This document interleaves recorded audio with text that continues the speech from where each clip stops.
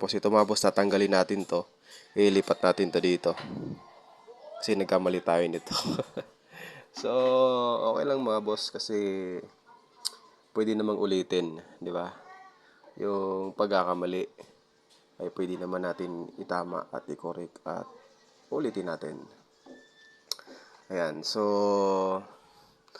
meron siya ditong dalawang mic input tapos yung kanyang volume at echo. So dito natin siya ilalagay. Yan, ihiliran natin siya. Tapos meron siyang treble, bass. Tapos nilagay ko mga boss dito ang pinaka subwoofer. Ito yung volume ng subwoofer, dito ko siya nilagay.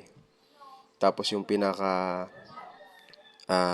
max volume, yung pinaka power niya.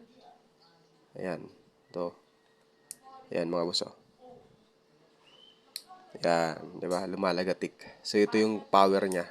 Ito yung sub volume, tapos ito na yung mga treble bass volume ng left and right channel natin. Kasi naka 2.1 channel po ito mga boss, top plus subwoofer output. Ayan, 2.1 plus subwoofer output. Ayan.